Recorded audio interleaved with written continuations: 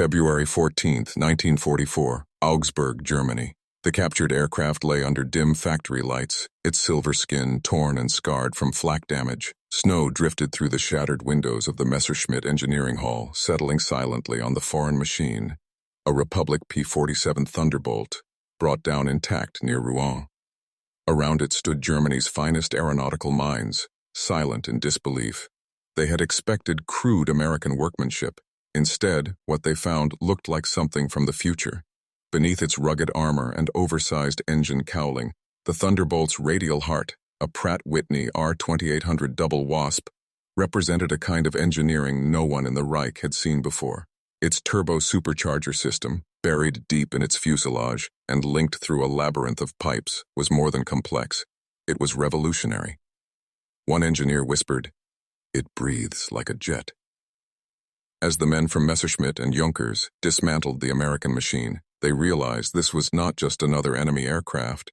It was a challenge to everything they thought they knew about piston-driven flight. The P-47 could climb higher than most interceptors, dive faster than gravity itself, and sustain brutal punishment from anti-aircraft fire. In its wrecked cockpit, a German technician discovered something even more disturbing.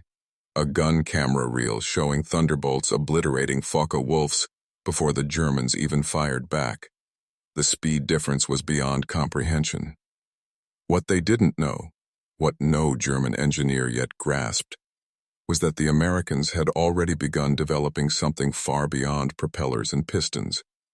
Deep inside Lockheed's secret facility in Burbank, California, engineers under Clarence Kelly Johnson were already shaping aluminum sheets into a twin-boomed fighter that would tear through the sound barrier of the old world, the P-80 Shoot, Ing Star. Germany had ignited the jet age with the Me-262, but America had quietly matched the fire. The captured Thunderbolt wasn't just a trophy, it was a warning that the Reich's technological lead was vanishing. In the frozen corridors of Augsburg, reports of this analysis were sealed under Geheime Kommandosache, top secret. Hitler never saw them. Göring dismissed them as Allied exaggerations. But to the men who stood over that dissected Thunderbolt, the truth was inescapable. The Allies were no longer catching up. They were preparing to leap ahead. And for the first time, the Luftwaffe's engineers felt the quiet, sinking certainty of defeat. In the final months of 1944, Berlin's Air Ministry was no longer a place of innovation, but of desperation. In a concealed laboratory beneath its marble floors, German scientists gathered around blueprints smuggled from the wreck of that same Thunderbolt. The project was codenamed Feuersturm, Firestorm, an effort to merge the lessons of the American supercharger with the velocity of the jet engine. The engineers worked in silence, surrounded by the low hum of diesel generators and the distant echo of Allied bombs above. Every night they heard the thunder of RAF raids, and every morning they returned to their tables, tracing lines of pressure systems and exhaust turbines that might restore the Reich's technological edge. They compared the American turbo supercharger to the axial flow compressors of the Me-262.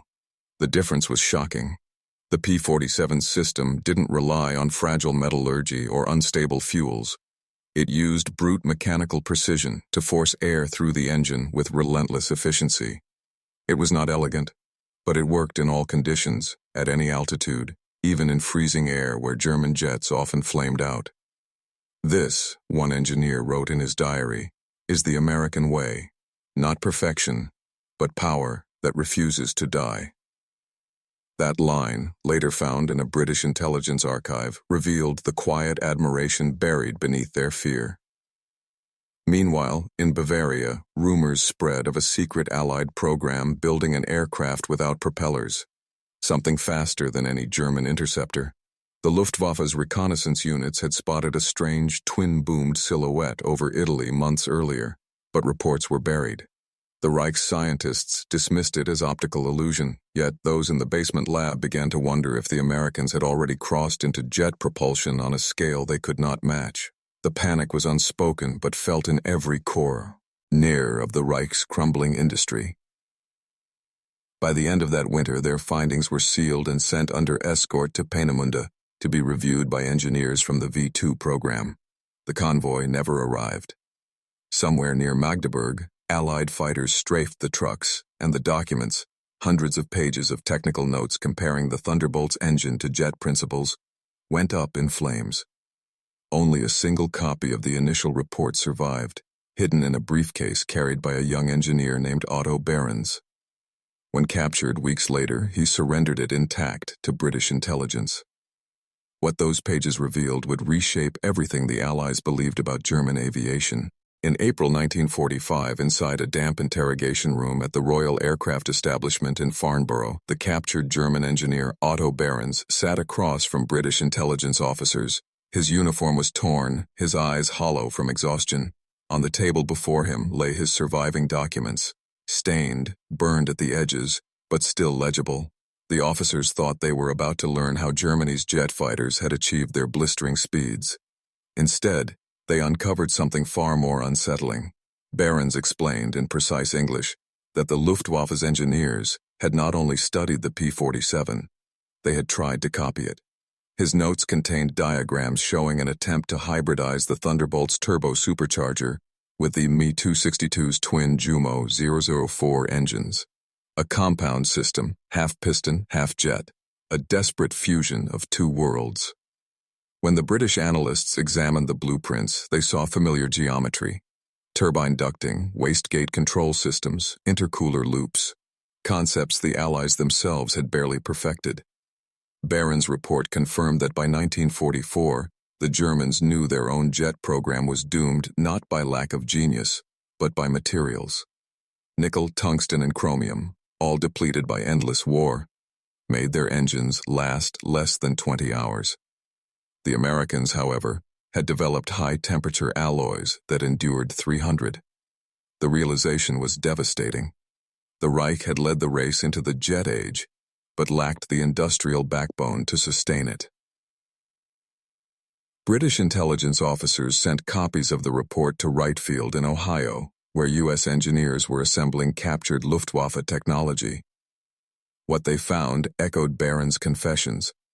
The Germans had already theorized bypass turbines, an early form of what would one day become the jet fan engine.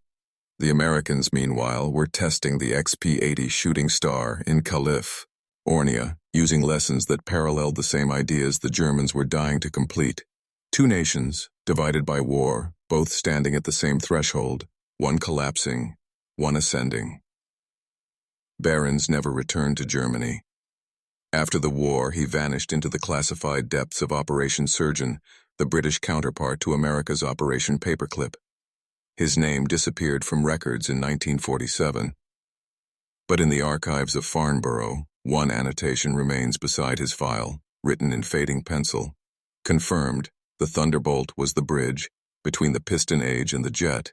By the summer of 1945, the war in Europe had ended, but the race for knowledge had only begun. American teams swept across the ruins of the Reich under the secret directive known as Operation Lusty. Luftwaffe secret technology. Their mission was simple: seize every aircraft, engine, and scientist before the Soviets could. Among the abandoned hangars of Lechfeld and Oberpfaffenhofen, they uncovered piles of wreckage: Me-262s, Arado 234 jet bombers, and strange prototypes no Allied pilot had ever seen. But in a half-burned file room at Oberammergau, U.S. intelligence officers discovered something entirely unexpected: sketches of the captured P-47 Thunderbolt, annotated in German. The files were labeled Project Eber, Project Bohr. Inside those yellowed pages were attempts to graft the P-47's turbo supercharger into a jet-assisted piston fighter. It was evidence of a forgotten effort by the Luftwaffe to survive its own obsolescence. The diagrams showed hybrid propulsion layouts, pressure differentials, and compressor mapping that read like the foundation of a jet-powered revolution.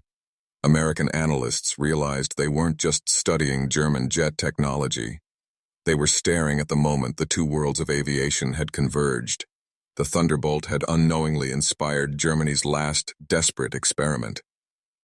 In one of the hangars nearby, buried under snow and ash, stood the incomplete remains of an aircraft that had never flown, the Focke-Wulf Ta-283, a rocket-assisted jet interceptor with traces of the same turbo-flow principles the P-47 embodied. It was a ghost of a design, welded in haste, its aluminum skin brittle from poor alloying. Yet when the American engineers examined its cooling ducts, they saw unmistakable similarities to the Thunderbolt's heat management system. It was proof that German scientists, in their final months, had been looking west for inspiration. Colonel Harold Watson, head of Operation Lusty, ordered every document, every airframe, and every scrap of data shipped to the United States. Within weeks, hundreds of crates arrived at Wright Field, each one marked with the swastika emblem and the haunting label. Technische Unterlagen, vertraulich, technical documents, confidential. What they contained went far beyond aircraft specifications. There were notes comparing the stress tolerance of German alloys to American nickel steel, pages detailing theoretical jet-to-piston transitions, and fragments of research on post-combustion propulsion, the first whispers of afterburners. Buried among them was an engineer's note scrawled in pencil. When they captured our Thunderbolt, they saw the future. When we captured theirs, we saw our past. In the months that followed, the United States turned the wreckage of the Reich into a blueprint for supremacy. Wright Field became a labyrinth of disassembled aircraft, their swastikas still visible beneath sheets of brown paper. Technicians from Lockheed, Republic, and General Electric gathered around crates of German turbines, studying their alloys, their fuel injectors, their failures. The Me-262's engine was brilliant but brittle. Its blades crumbled after a few hours of flight. Yet its aerodynamic design, its swept wings, and its twin nacelles were decades ahead. American engineers quietly began to fuse that vision with their own. The captured P-47 analysis had already shown them how to control heat, manage airflow, and build machines that could survive immense stress. Together, these lessons formed the birth of something entirely new: the practical jet fighter. When the Lockheed P-80 took to the air in late 1945, the world saw only a new American aircraft. Few realized it was the child of two enemies: the brute force of the Thunderbolt and the fragile genius of the Me-262. Beneath its polished aluminum skin were systems that mirrored the best ideas of both sides, refined through captured science and relentless testing. Behind every flight stood stacks of German documents, decoded by engineers who understood that the war's greatest victory was not in weapons, but in knowledge. Far from the headlines, inside unmarked buildings in Ohio and California, the Americans experimented with jet compression ratios, turbine materials, and flight dynamics. The results were staggering. Within months, they achieved performance numbers the Luftwaffe had dreamed of but never reached: thrust stability at high altitude, engine endurance over 50 hours, and speeds that touched the transonic threshold. It was as if, overnight, the Allies had leapt a generation ahead in the Soviet zone. The same story unfolded in darker tones.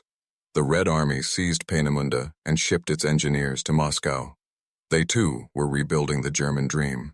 As the world celebrated peace, a silent war had already begun.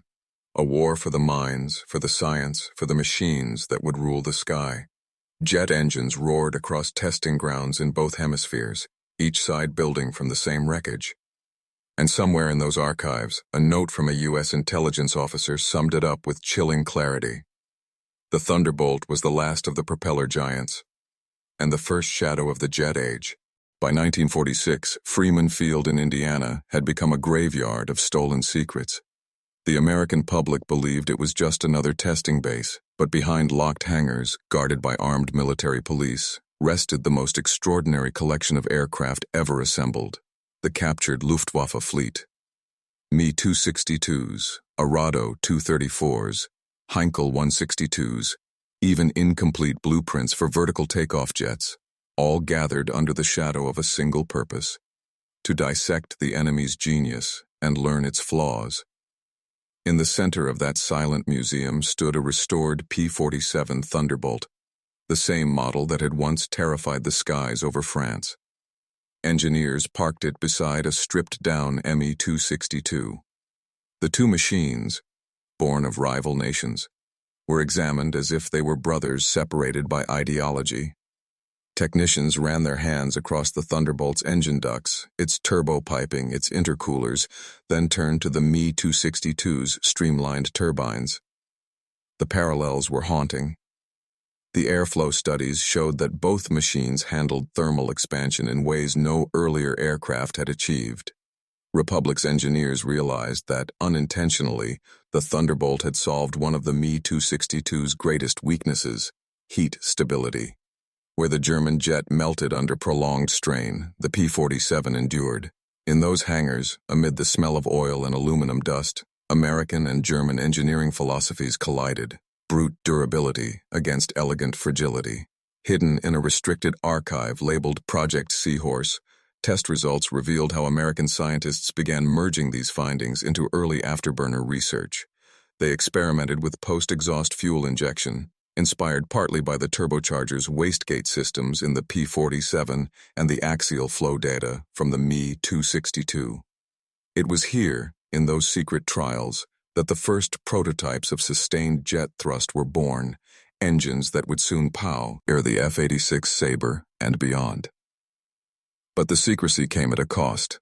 Many of the German engineers brought through Operation Paperclip vanished into classified programs. Their names were erased, their pasts rewritten. The Thunderbolt, too, was quietly retired, its frame sold as scrap metal in 1948. Only a few men in those hangars knew the truth, that this crude, heavy, piston-driven fighter had carried within it the key to the next era of flight. Decades later, a declassified memo surfaced from Wright Field's archives with a single line typed across its header. Without the P-47, the jet age would have come slower, or perhaps not at all. In the years that followed, the story of the captured P-47 Thunderbolt faded into silence, buried beneath the triumph of jet-powered victory. The world remembered the shimmering silver wings of the F-86 Sabre streaking across Korean skies, but few knew that its lineage began in a ruined German factory under a falling Reich.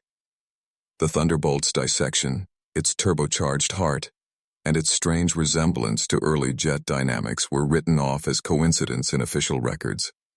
Yet deep within classified Pentagon archives, engineers kept referring to a single event: the Augsburg examination.